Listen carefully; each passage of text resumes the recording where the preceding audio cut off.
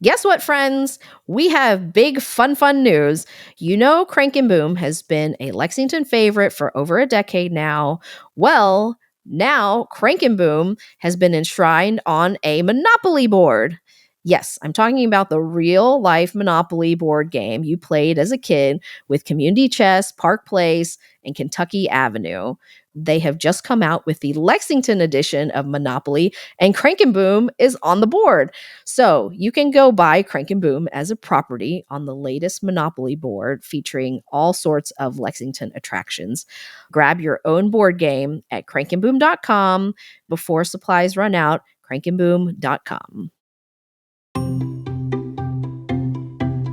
Hello, friends. Welcome back to the Crank and Boom podcast. I am your host, Toa Green. Isn't it great when you're growing in business and you're able to dream a little bit about how you can expand or where you can take your product or service to the next level, or maybe even start a brand new concept? But what if you've taken the leap towards that expansion and it just doesn't pan out? What happens then?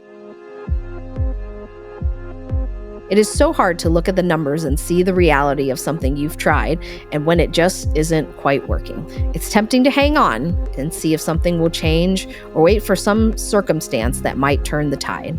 But when you've exhausted all your resources to make this offshoot of your business a true success, it's time to start doing what's best for your core business. And sometimes that means letting that dream go. Today, we're going to talk about what it's like to pull back from a facet of your business and what it's like to close a business and how you can come away not feeling defeated, but stronger, knowing that you are doing the best for yourself and your business in the long run.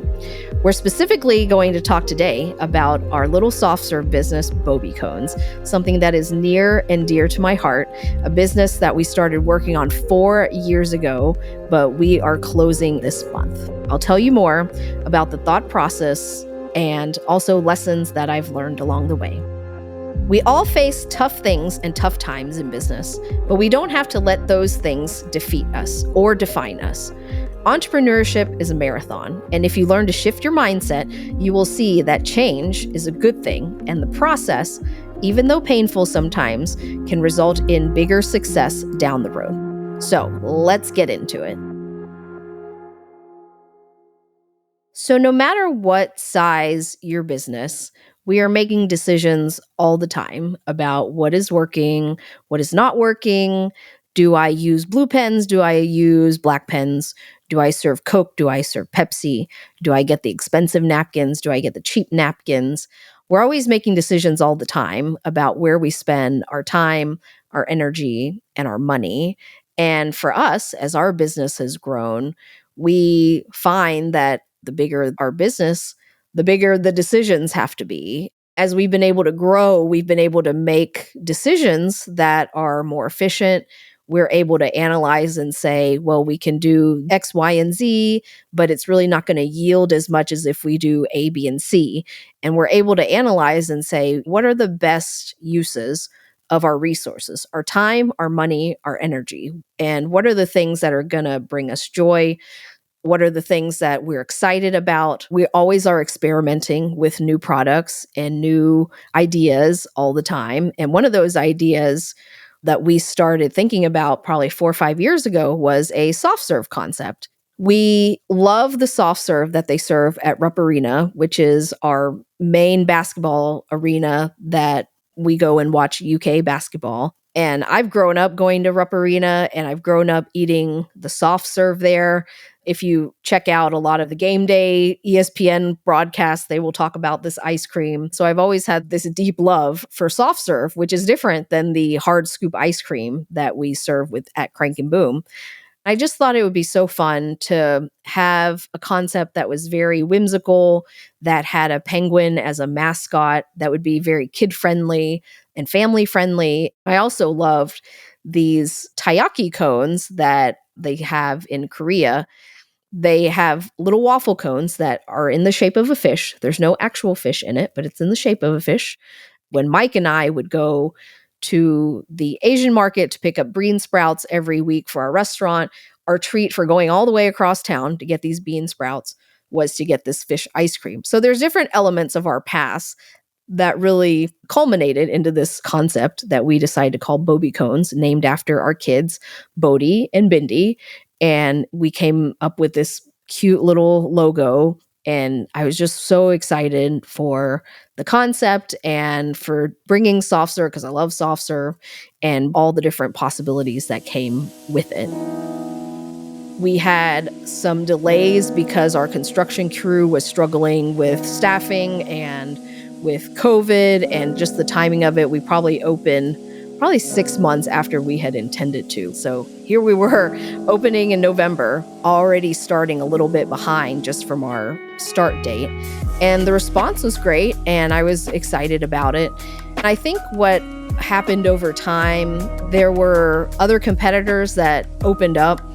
At the time, we thought doing a sole soft serve concept was a little bit new, but then there were custard places that came out, and then other places that were also doing soft serve, and they were within a mile or two radius of where we were. And so, stuff like that you can't control, where other people are opening and what competitors might pop up.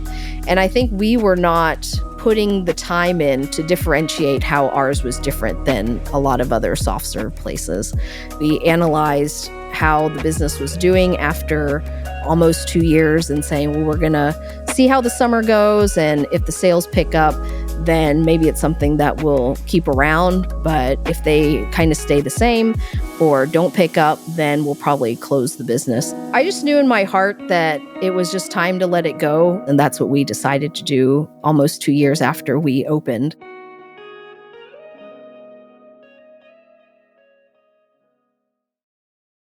One of the lessons I've learned as an entrepreneur is celebrating. Taking time to intentionally honor your achievements and share them with others is a big part of what makes the whole journey worth it. And one of my favorite ways to do it is with food, of course. Goldbelly is our partner in how we deliver our ice cream to customers all over the US so they can make their special moments even more special wherever they are. And whatever milestone you're celebrating with your friends and family, Goldbelly has just the thing. Whether you need Guy Fieri's trash can dessert nachos for Dad's birthday or Martha Stewart's famous banana pudding for your sister's baby shower, Goldbelly can ship it right to your door and make your event even more special. So if you haven't taken advantage of Goldbelly's amazing offerings, now's the time. Run over to their website at goldbelly.com and make your celebration unforgettable.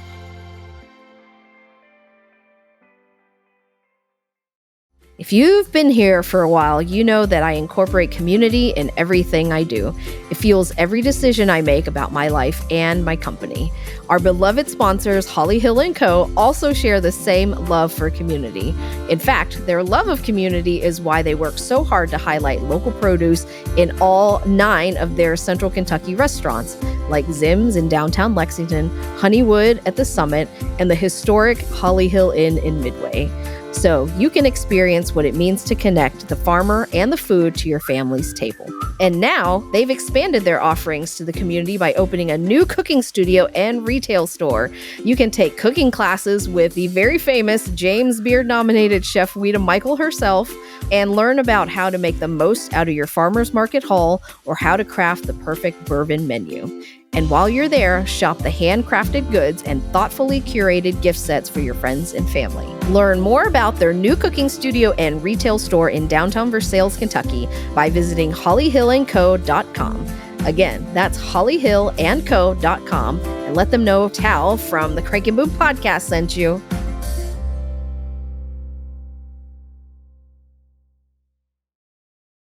Once we had really made a decision between Mike and I, we decided that we really needed to have a communication plan. It was really important to me to just tell the people that needed to know first, which were our team members. There's always a risk if you are telling somebody who's on your team that the business is going to close, that they might decide to just not come back the next day. And I had accepted that was a possibility, but it was more important to me to make sure that we were upfront and honest and open and transparent with the people that were most important to us. After that, I posted on social media with a very simple, quick explanation. And then this also gave us an opportunity to launch something that I had been thinking about, which is our Substack, which is a subscription newsletter. And I thought it was a great opportunity to kind of pour out my thoughts in the moment of when this is happening.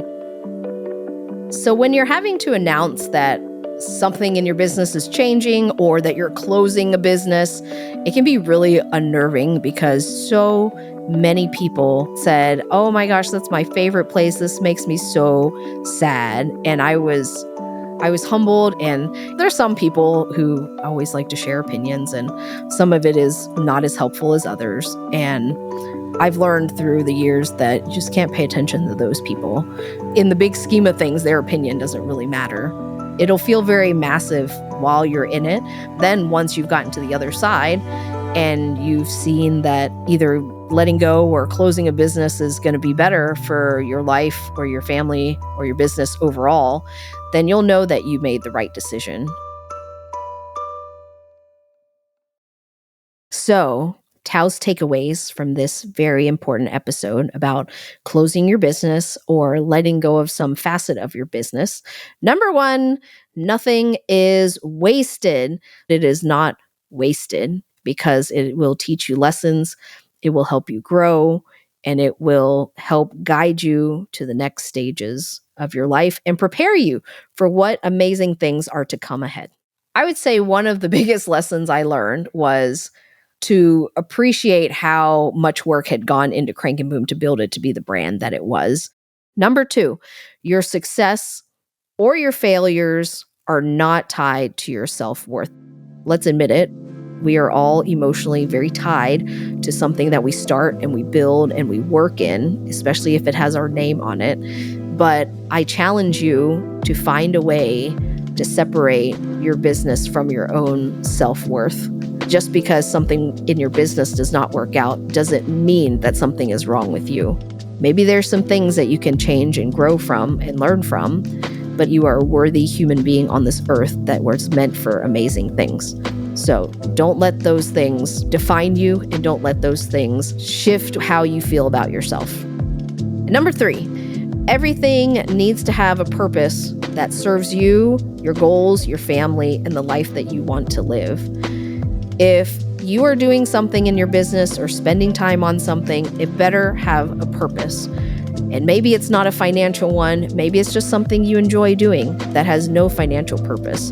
But make sure that the things you do, that you spend your time, your money, your energy on, make sure those things have a purpose and that they are serving you. I also feel like one thing that I really took away and that I feel really proud of is that we continue to always try things. Just because this didn't work out, I'm still going to keep trying things. If anything, it fuels me to try new things because our world is always changing. I'm always changing. We have to evolve as leaders, and we have to evolve as people. We have to evolve as a business, or we will just be stagnant. You have to continually grow and change and be open to trying new things.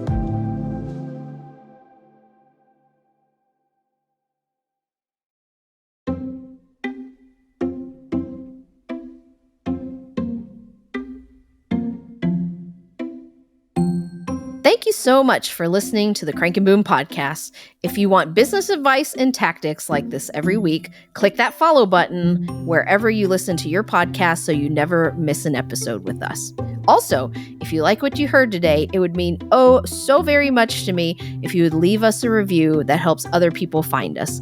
Leave a note on what topics you want me to cover more of, because we would love to hear from you. I can't wait to meet you here again very soon. Until next time, peace.